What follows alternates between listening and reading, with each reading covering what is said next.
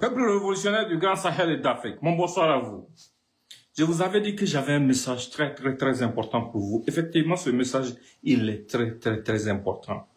Il ne s'adressera pas seulement aux populations de l'AES, non. Ce message s'adressera aux populations africaines dans leur ensemble, et particulièrement aux populations de l'AES et aux populations ivoiriennes. Parce que quand nous essayons d'évoquer certains sujets, à plusieurs reprises, ce sont nos compatriotes qui se lèvent pour nous dire, ben écoutez, il faut laisser le problème ivoirien et occupons-nous de nos problèmes. Ça veut dire qu'il y a certaines personnes qui n'ont toujours pas bien entendu le message. En fait, on vous a alerté depuis quelques jours pour vous faire savoir qu'il y avait un complot qui se tramait contre notre nation depuis la Côte d'Ivoire. Un complot qui est toujours en cours. Ils sont toujours en train de chercher des alternatives pour créer un chaos généralisé contre notre pays. Et vous allez le remarquer, la communication des enfants perdus de la République va aller dans ce sens. Les gens ont même fait venir des terroristes en renfort d'autres pays pour accentuer la pression sur nos forces de défense et de sécurité. Ils ont fait le choix de communiquer jour et nuit sur ce qui est en train de se passer comme agression contre nous, notre pays, et pour pouvoir justifier le fait de faire appel à des nations étrangères pour qu'elles viennent s'immiscer dans notre situation. Tout est piloté d'où? C'est piloté d'Abidjan. C'est son plan B. Son plan A consistait à faire un coup d'État. Un coup d'État qui allait être précédé par une mutinerie. Et une mutinerie qui sera financée, organisée par eux. On va pousser des gens de notre propre armée à prendre les armes, à tirer en l'air, à justifier la violence pendant que les terroristes qu'ils ont prédisposés dans différentes localités vont monter à l'assaut. Créer une confusion totale et une perte totale chez nos populations. Et pourquoi Alassane Ouattara a fait le choix de poser cet acte maintenant? Ce n'est pas du tout anodin. Je vous l'avais annoncé.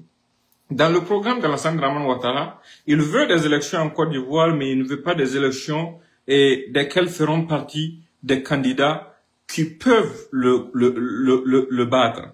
Mais c'est pour cette raison qu'il avait initié depuis un certain temps l'exclusion de Tidiane Thiam, à l'image de Gbagbo, de Soro Guillaume, de Blé Goudé, de ce processus électoral.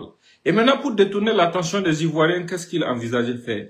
Il envisageait créer un coup d'État au Burkina Faso, y placer un de ses pantins, envoyer beaucoup de ses hommes avec des armes et attendre maintenant la réaction des Ivoiriens face aux décisions arbitraires qu'il va prendre contre le peuple ivoirien.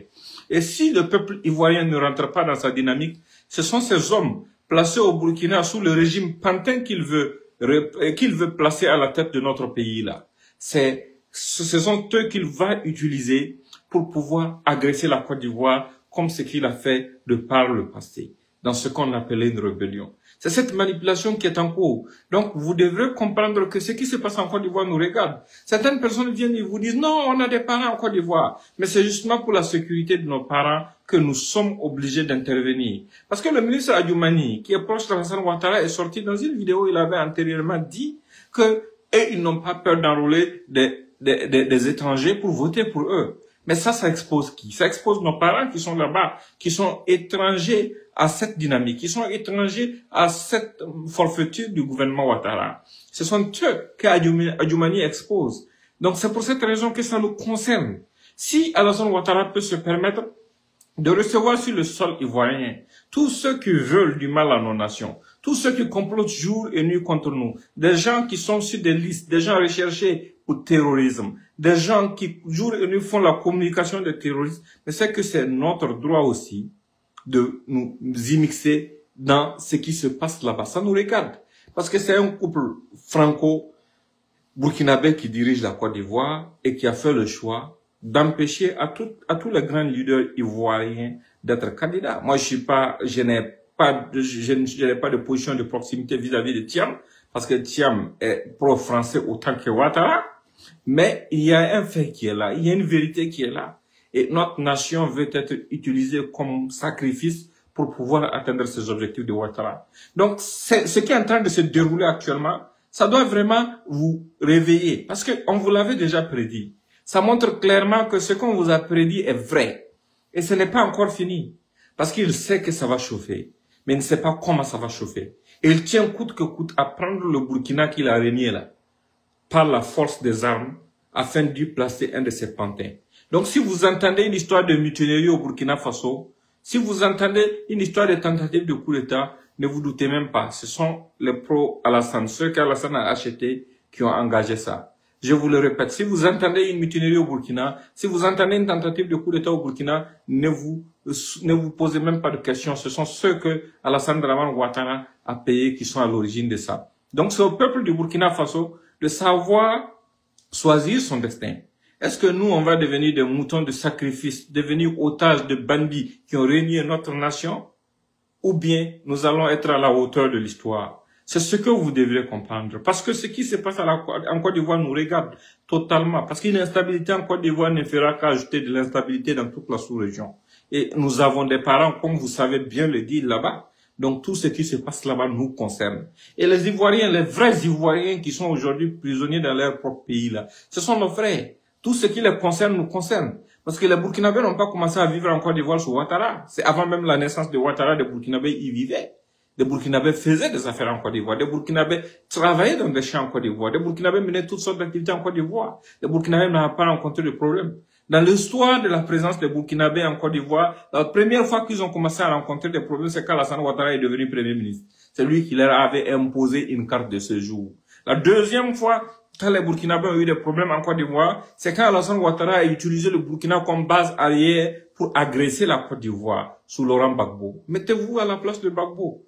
Un pays voisin qui arme, des hommes qui tuent des Ivoiriens, qui veulent faire tomber ton pouvoir juste pour que quelqu'un soit candidat. Et c'est cette même personne qui se disait démocrate, qui se battait pour être candidat, qui a organisé une rébellion pour être candidat, qui vient au pouvoir aujourd'hui et qui dit non, il y a des Ivoiriens qui ne peuvent pas être candidats en inventant des motifs fallacieux. Et les gens nous disent que ça ne nous regarde pas. Non, ça nous regarde.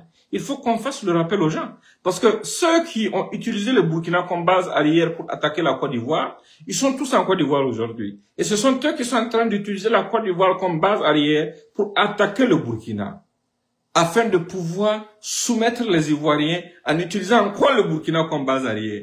Mais il faut qu'on sorte de notre sommeil, il faut qu'on se réveille, il faut qu'on comprenne les enjeux. Parce que beaucoup de gens n'ont pas encore compris. Nous ne sommes pas dans un jeu. Ce sont les mêmes qui jouent à toutes sortes de perfidies. C'est le petit frère d'Alassane Ouattara qui est sorti ici pour nous dire devant le Sénat ivoirien que ce sont les jeunes peuls du Burkina qui rentrent en Côte d'Ivoire pour créer des situations. Mais aujourd'hui, ce sont eux-mêmes, le même groupe d'Alassane Ouattara qui rentre derrière une campagne de diabolisation de notre nation pour dire qu'au Burkina, les peuples sont en danger. Vous voyez, en fait, le 2 poids 2 mesures. Il y a beaucoup d'autres situations que je n'ai pas dévoilées. Ça, on va attendre à l'approche de leur élection. On ne va pas sortir certaines choses tout de suite. Parce que si on sort ça tout de suite, la tempête va passer. Mais tout ce que je vais dire à nos frères ivoiriens, soyez courageux à la hauteur de l'histoire et restez forts. Parce que dans son plan, il n'a pas reporté l'élection, il n'a pas reporté le congrès de son parti pour rien. Il l'a reporté pour essayer de tout faire pour réussir à créer la zizanie, la cacophonie au Burkina avant juin, pour pouvoir transférer des armes et des hommes qui vont attendre là-bas et commencer à mater le peuple ivoirien. Et quand le peuple, si il perd le combat sur le sol ivoirien, qu'est-ce qu'il va faire? Il va se replier au Burkina s'il a déjà un pantin qu'il a placé là-bas, utiliser les armes qu'il a placées là-bas, avec les mercenaires qu'il a placés là-bas pour encore réagresser la Côte d'Ivoire en complicité avec les terroristes. Quand on vous dit que ces derniers temps même les terroristes recrutent beaucoup de gens en Côte d'Ivoire là, ce n'est pas anodin, hein? Ce n'est pas du tout anodin, ce sont ses collaborateurs. Il est contre le peuple ivoirien. Il est contre, parce qu'il n'a rien d'ivoirien. Les gens se sont grugés, les gens ont fait semblant, les gens ont été hypocrites. Les gens ne se sont pas dit la vérité.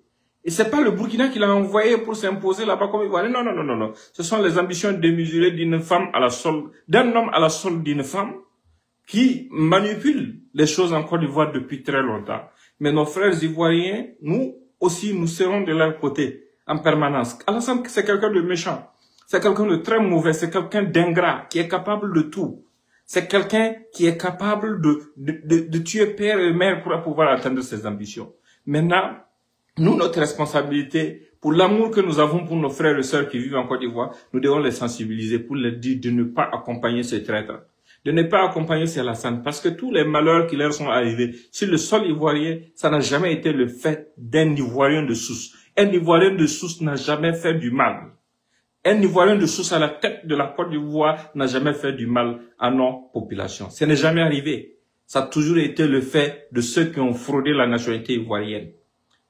On n'est pas contre le fait que des gens aient d'autres nationalités, non. Mais quand tu fraudes la nationalité d'un pays, tu dois savoir rester à ta place. C'est très important à savoir. C'est ce message que j'avais pour vous et je compte sur chacun d'entre vous individuellement pour le partager. Ado ne va pas aimer, mais un dromadaire, quand il est fâché, moi je l'invite toujours à aller laper beaucoup de sel et puis boire de l'eau. Voilà, c'est tout ce qu'on peut conseiller à un terroriste comme Ado. Voilà, nous on est déjà blindés, il a tenté toutes sortes de choses contre nous, mais ça ne peut pas fonctionner. Parce que nous sommes à un autre niveau.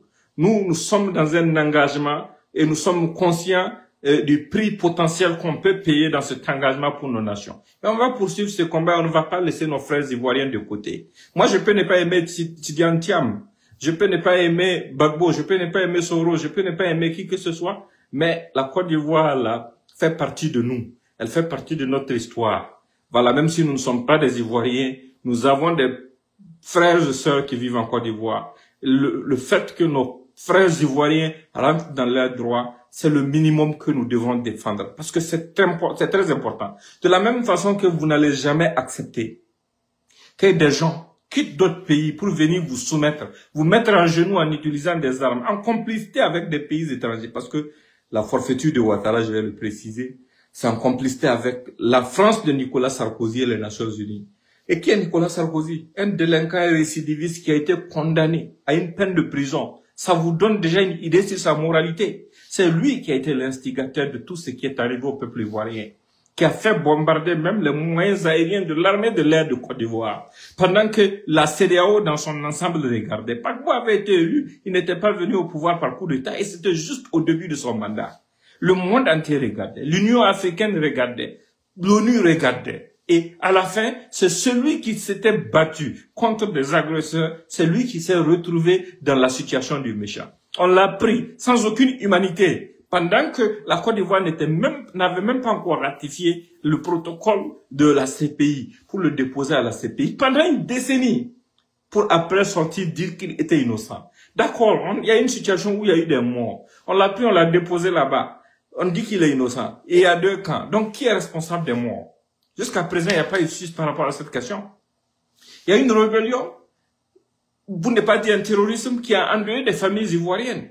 Alassane Ouattara est arrivé au pouvoir, il a fait 15 ans. Jusqu'aujourd'hui, il n'y a pas eu de commission d'enquête sur cette question.